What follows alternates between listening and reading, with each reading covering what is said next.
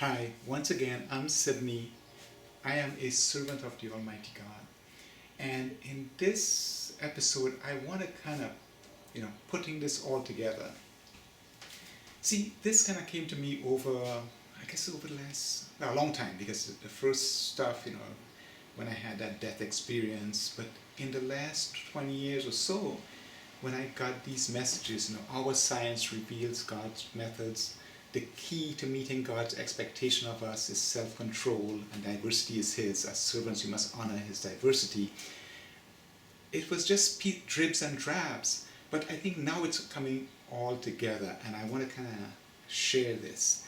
Because what I see now is that it's really very all encompassing, because it started with just the science and having issues with religions, and the prophet worship, choose your prophet, and we hate each other, and we have wars, but this part now that brought the instrumentation of life theory, I see it as just like there's some revelations, like 1869, Dmitri Mendeleev, the great Russian, getting that periodic table in a vision, writing that down, that benefits all of us. So that's one thing we have to recognize. These things that come from that same source that did the instrumentation of life, built those sensors and the DNA and the programs that run digestion and our immune systems and all of these things, it benefits all of us. So we see this, and I see this now, this instrumentation of life. What it does is it gives us an opportunity to recognize that creator.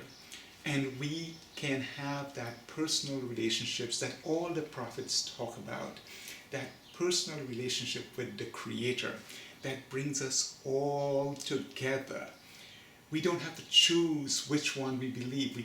The message is, it's all of it, none of it conflicts, right? So I say, they kind of converge, and now we have, we recognize, and our science reveals God's method. It's kind of like this is what led to us being where we are. And I know there are some religions that reject science, but I think in time they'll come around to recognize through the instrumentation of life theory that yes, the sensory system, the DNA, all of this was designed by a creator. It needed a creator. From where we don't know. But where we can go with this is we can become better. We can reject, and we recognize we have free will, and we can choose the path forward. So as this knowledge, this scientific knowledge, which comes from the same source, and we all accept science, the periodic table, like I said, it's part of everything, the medicines, the technologies, because the materials needed that. It was revealed to us. Now we have this revelation that take us all back to that great spirit, the creator, and recognize we can build personal relationships with the creator. This is what we've been told all along. And that bonds us together because we recognize the omnipresent, the omnipotent, benevolent creator gave it all this, and down through time has been sending us these messages. So now it's up to us. We have the knowledge. We can start.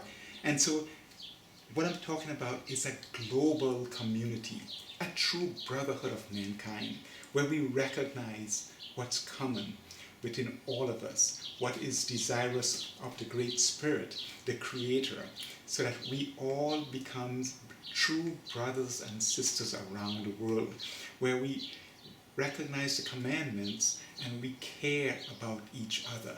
We recognize that science, technology is there for us so that we can become better stewards. But most importantly, we care about others, bring that brotherhood. Wouldn't it be a wonderful place? And we're headed there. We have the knowledge now where we can travel, knowing that wherever we go, we are among our brothers and sisters. There is not this animosity because you listen to the teachings of this prophet, because we go back to nature. We are focusing on science, nature, the creator. not the words of one prophet, and how it can be twisted by man. And so there is no dependency. We recognize that. No dependency on a cleric, a rabbi, a preacher, a pastor, or whatever. We recognize, because now the knowledge doesn't have to be carried by one man from a village to village. It's out there. He enabled us, just like he enabled the Corolla spider to recognize quartz and use it to survive. We recognize quartz and whatever else comes behind of the periodic table, and our abilities to dispense that information so that this goes global. And it may have come through me, but I know there will be others that have more who will take this to the next level. But it's all about us recognizing the Creator, recognizing personal relationships. Walk out there in nature, feel His benevolence, His omnipotence, recognize His omnipresence. And so when it changes us, because now we learn to love, we learn to truly love and see our fellow men as our brothers and sisters. And so it's not about being perfect. It's not even trying to be perfect. But once we recognize these guiding principles, like something else I have to bring along with self-control now, it's self-esteem, right? Because this is something I'll be doing some work on, because I recognize that self-esteem, we own it. We own it. And the way we treat others is a reflection of our own self-esteem. So along with self-control, there is self-esteem, and it's a part of every individual you encounter. You, me, everyone, right? It's something that we own, and yet we give others almost the right to influence it. No, we should not do that. It doesn't mean that you become narcissistic and you are the center of the world. No, you're not. We are part of this fabric of humanity, but we can make it better. But we can boost ourselves so we do not have to feel that others are greater than us. Because in the eyes of the Creator, He endowed us with the same capabilities as everyone else. It may manifest itself within us because of our training and our experiences in different ways. But that relationship with the Creator, it's the same that any one of us can establish. And I would invite you to just step out there. Feel His magnificence, feel His omnipotence. Look at when you feel the breeze on your skin, when you look at the fauna and flora around you, the animals, the trees, all of these things. You recognize His omnipotence. Speak to Him, just as if you were speaking to maybe a grandparent or somebody, some senior person, somebody more wise than you. Ask for His love, His caring. Make it a personal relationship. And you see, that does not need me. It does not need anybody else around you. That could be private, right? Because you can have a private relationship, personal.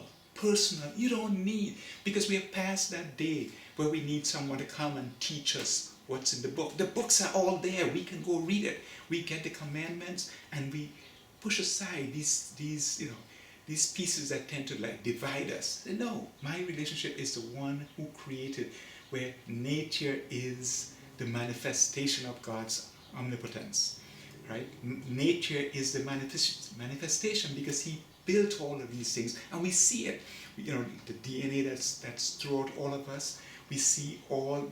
We could actually read the Instrumentation of Life Theory, where this may be modified in the future, but it came to me that there could be this system that can apply throughout us. Because now, unlike 1859 with Charles Darwin observing fact, we do logic now, and we do robotics, and we understand sensors, and we understand these things. And so the Instrumentation of Life Theory, I try to make it clear how this can all work. And again, this might be updated and in the future. But recognize the Creator, that designed, that created all this, and we can build personal relationships with Him. Obeying His principles enable us, right, to feel His love. And that's one aspect of self-esteem, because that's about self-love without being narcissistic, without thinking that I am the center of the world. No, but feeling that self-love and recognizing that we must control our own self-esteem.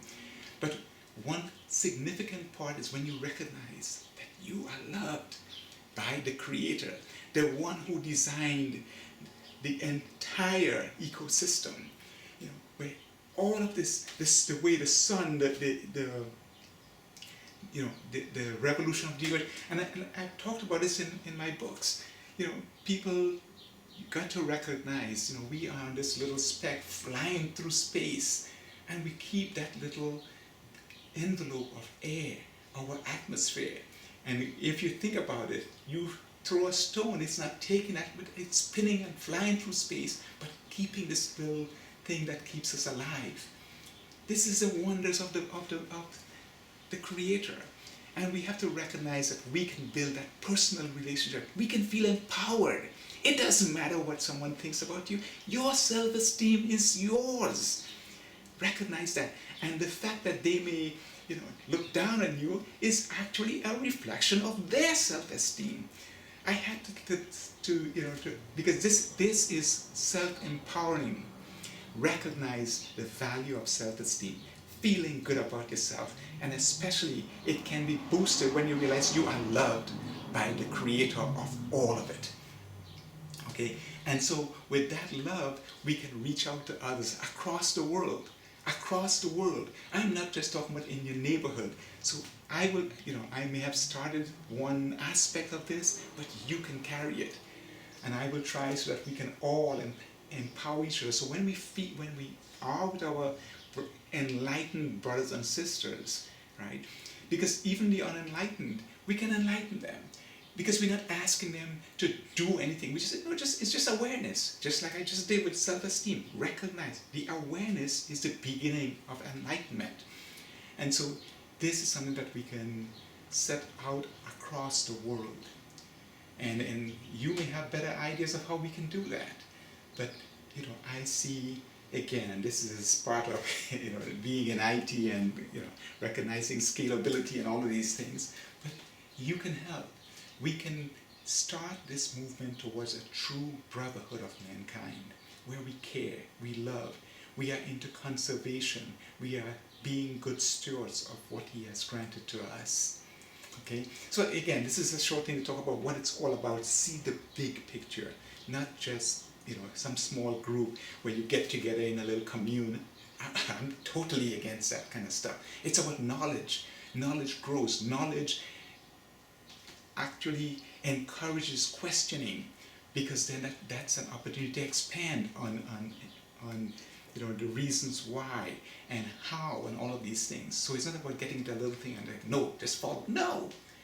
Just like, again, the periodic table, the science, technology, it enables us to grow. This information, the instrumentation of life, recognizing the Creator, the bond with nature, we bond with others across the globe. And so we take this to the next level where we express it with our good self-esteem because we are loved by the Creator, and share this with others. And so we really start, and this is really what this is all about. So I want to thank you for taking the time for viewing this, and I hope you would take this and make it part of you and help it to grow. And again, principles before people. The principles can go on and on and on.